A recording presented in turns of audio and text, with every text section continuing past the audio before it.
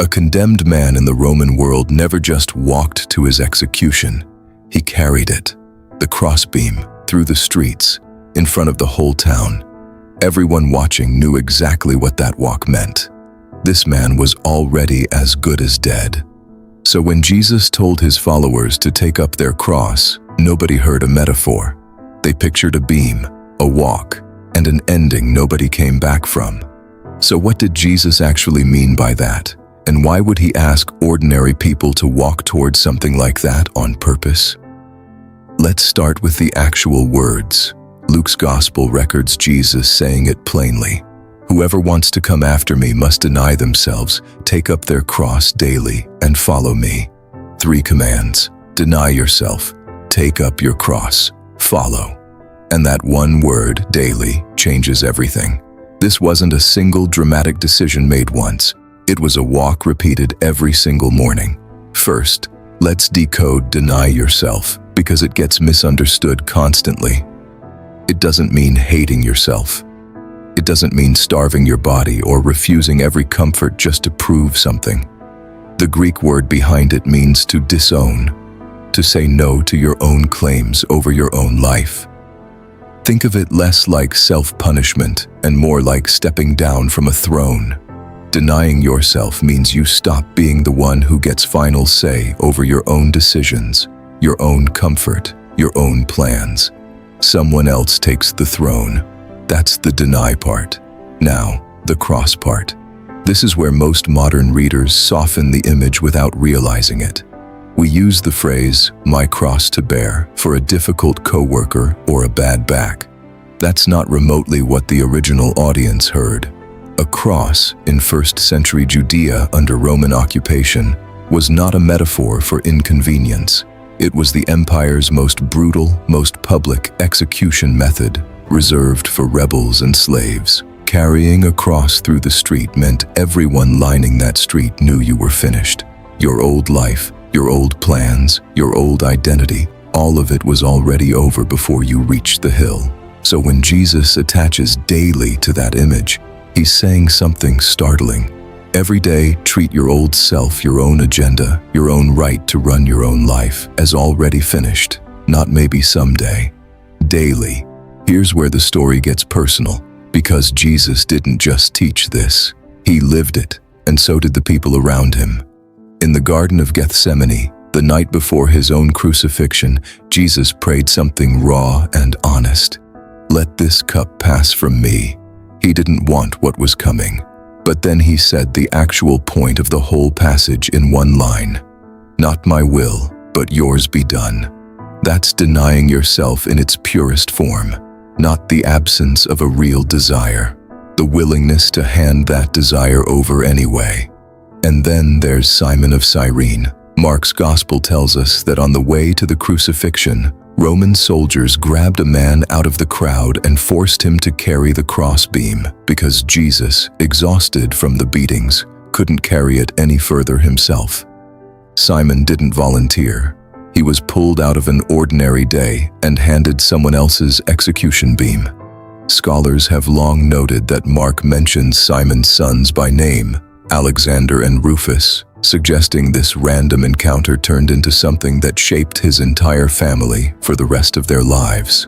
A man forced into someone else's cross ended up permanently connected to the very thing Jesus was talking about. Now here's the part that sounds like a contradiction until you sit with it. Right after telling his followers to deny themselves and take up their cross, Jesus says this, "Whoever wants to save their life will lose it. But whoever loses their life for my sake will find it." Read that again. Losing your life is how you find it.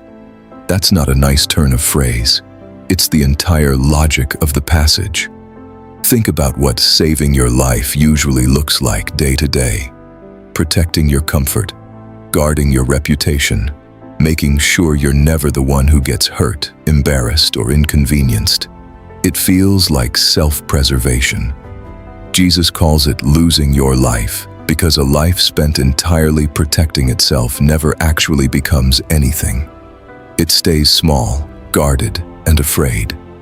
But a life handed over, denied daily, surrendered on purpose, becomes something the person holding on to themselves never gets to experience. This isn't about seeking out suffering for its own sake. Some people misread this passage as permission to be a martyr about every minor inconvenience, announcing their sacrifice to anyone who will listen.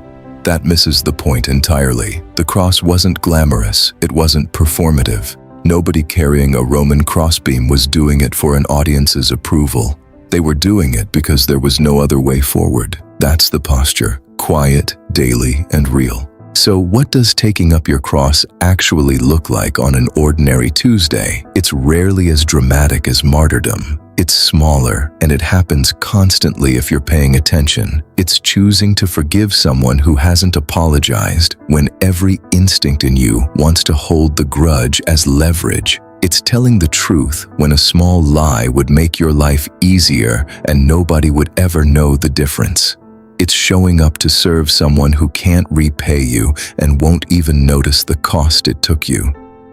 It's staying faithful in a marriage, a friendship, or a commitment on the exact day you don't feel like it. Each one of those moments is a small version of the same walk.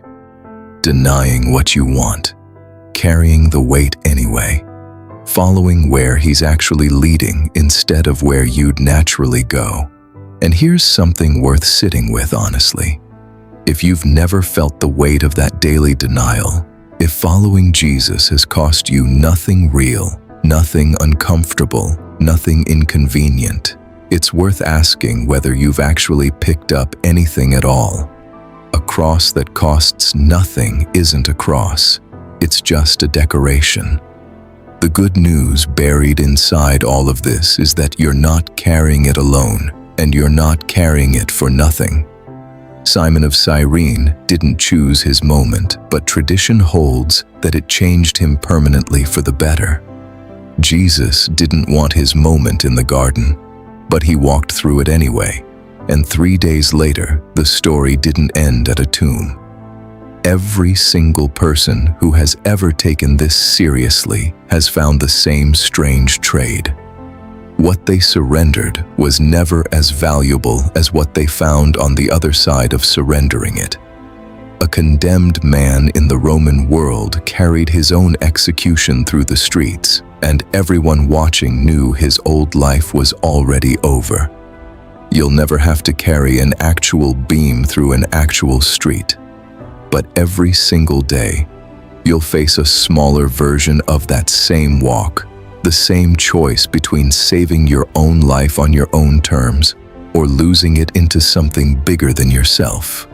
Jesus never asked you to admire that walk from a distance. He asked you to pick it up daily and follow him down it yourself.